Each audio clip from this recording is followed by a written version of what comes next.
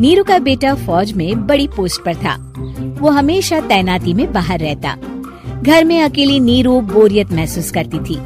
नीरू की सहेलियों ने उसे सलाह दी कि वो अपने बेटे की शादी करवा दे। बहू के आ जाने से सब ठीक हो जाएगा। बेटा अपार, तू तो फौज में रहता है, मुझे घर में अकेलापन काटने को दौड़ता है।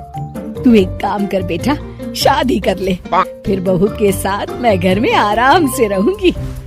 क्या माँ, मैं जब तक मेजर नहीं बन जाता शादी नहीं करूँगा। तुम कहीं घूमने जाया करो, लेकिन शादी की बात मत करो। इतना कहकर अपार वहाँ से चला जाता है। लेकिन जाते वक्त उसे माँ की भी चिंता रहती है। एक दिन दरवाजे की घंटी बजती है। नीरू दरवाजा खोलती है तो सामने एक सुंदर सी लड़की साड़ी पहनकर सर पर पल्लू रखकर खड़ी होती है। कौन हो तुम बेटा, और तुम्हें किसने भेजा है? मेरा नाम कंचन है और मैं आपके बेटे अपार की बीवी और आपकी बहू हूँ। तभी घर का फोन बजता है। नीरू फोन उठाती है तो अपार का फोन होता है। माँ, कंचन आ गई। वो आपकी बहू है माँ, और मैंने उससे शादी कर ली है। आप अकेली रहती हैं तो मैंने आपके लिए शादी कर ली माँ। अच्छा बेटा, बहू तो आ गई, बहुत सुंदर है। अब ना मैं आराम से घर में खुश रहूंगी। इतना कहकर नीरू जैसे ही कंचन की तरफ देखती है, वो उसके पैर छूती है। नीरू कंचन को आशीर्वाद देकर गले लगा लेती है। अगली सुबह नीरू सोकर उठती है तो अरे, सारा घर कितना चमक रहा है। इतनी सुबह घर का सारा काम किसने किया? तभी कंचन हाथ में स्वादिष्ट नाश्ता और चाय लेकर आती है और टिपॉय पर रखकर कंचन के पैर छूती है। बहू को देखकर नीरू काफी खुश हो जाती है। वो कंचन से कहती है, कंचन बेटा, आज मेरे घर में किटी पार्टी है। तुम मेरी सहेलियों के लिए कुछ अच्छा बना लेना। माँ, मुझे अच्छा बनाना नहीं आता, आप बता दीजिए, मैं बना दूंगी। अरे मैं भी तो नहीं जानती। ऐसा कर, शाम को इटालियन खाना, सी फूड और हाँ, चाइनीज खाना बना लेना, ठीक है? कंचन नीरू की बात सुनकर खुश हो जाती है। हाँ माँ, मैं तो ये सब बना सकती हूँ, आप चिंता ना करें। शाम को नीरू की सहेलियां आती हैं, जहाँ कंचन अकेले बनाए स्वादिष्ट खाना बनाकर खिलाती है। वो सारी सफाई कर सबको खुश कर देती है। कंचन अंदर किचन में जाती है कि तभी नीरू की सहेली बोल पड़ती है। अरे नीरू, तेरी बहू तो बड़ी परफेक्ट है, तेरी हर बात मानती है और सारा काम भी अकेले करती है, तुझे शिकायत का मौका भी नहीं देती।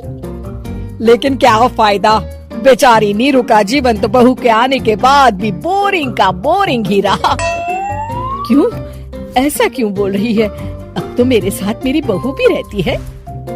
हाँ, रहती तो है, लेकिन मैं ऐसी लड़कियों को बहुत अच्छे से जानती हूँ।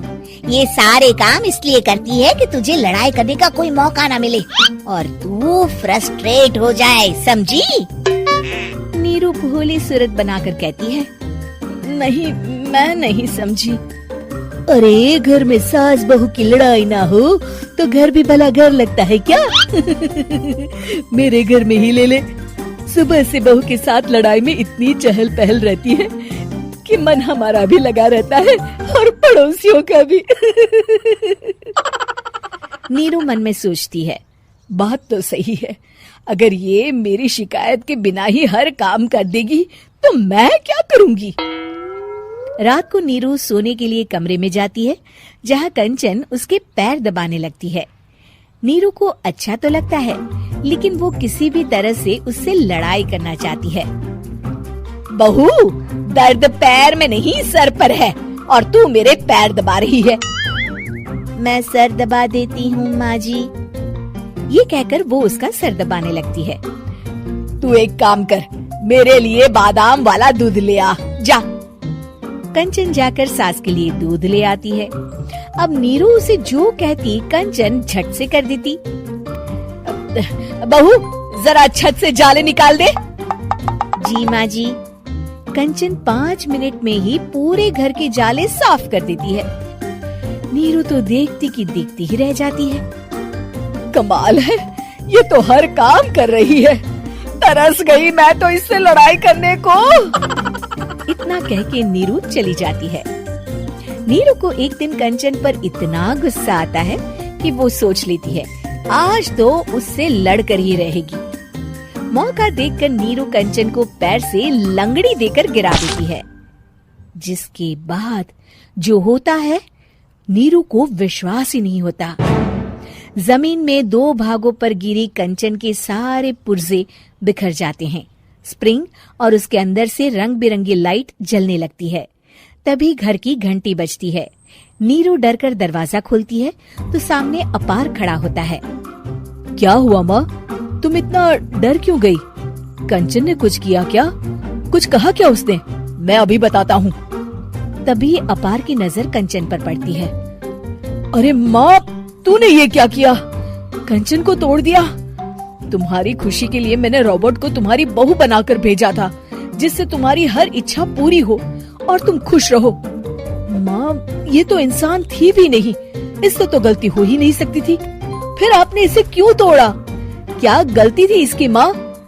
बेटा, इसकी सबसे बड़ी गलती ये थी कि ये इंसानों की तरह सास से लड़ाई नहीं करती थी। अपार माँ की बात सुनकर हैरान रह जाता है।